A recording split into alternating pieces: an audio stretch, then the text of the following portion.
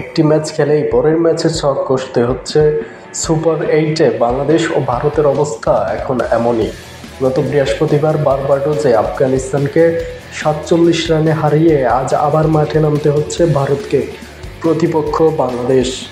নাজমুল হাসানের দলেরও দম ফেলার ফুরসত নেই। অ্যান্টিগার স্যার ভিভিয়ান রিচার্ডস স্টেডিয়ামে সুপার 8-এ গতকাল অস্ট্রেলিয়ার বিপক্ষে ডিএলএস পদ্ধতিতে 28 রানে হেরেছে বাংলাদেশ। সেই ম্যাচ শেষ হওয়ার 34 ঘন্টার মধ্যে আবারও নামতে হচ্ছে একই মাঠে ভারতের বিপক্ষে। ম্যাচটি শুরু হবে বাংলাদেশ সময় রাত 8:30। চলতি টি-20 বিশ্বকাপে ভারত এখনও ভিভিয়ান রিচার্ডস স্টেডিয়ামে খেলেনি। অতীতে পেস বান্ধব থাকলেও টি-20 বিশ্বকাপে এই মাঠের উইকেটের চরিত্রতা মোটামুটি সবারই জানা হয়ে গেছে।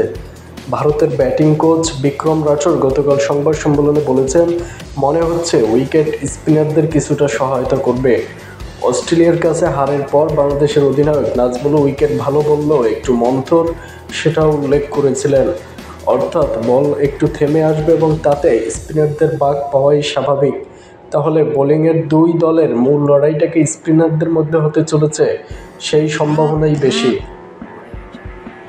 নিউ ইয়র্কের কন্ডিশনে যুক্তরাষ্ট্রের বিপক্ষে সর্বশেষ ম্যাচেও 4 পেসার খেলিয়েছে ভারত, কিন্তু ওয়েস্ট ইন্ডিজে যাওয়ার পর বারবাডোসে আফগানিস্তানের বিপক্ষে 2 বিশেষজ্ঞ পেসারের সঙ্গে 3 বিশেষজ্ঞ স্পিনার খেলিয়েছেন ভারত। রবীন্দ্র জাদেজা, কুলদীপ যাদব ও অক্ষর প্যাটেল 3 স্পিনারে উইকেট পেয়েছেন। কুলদীপ পেয়েছিলেন 2 উইকেট। ওয়েস্ট ইন্ডিজ এ পর্যন্ত 3টি ম্যাচ খেলেছে বাংলাদেশ। গ্রুপ পর্বে 2টি ম্যাচ খেলেছে সেন্ট ভিনসেন্টে, সেখানকার উইকেট ব্যাটিং উপযোগী ছিল না। ভারতের বিপক্ষে আজকের ম্যাচটি যেহেতু ভিভিয়ান রিচার্ডস স্টেডিয়ামে, তাই এই ম্যাচে বাংলাদেশ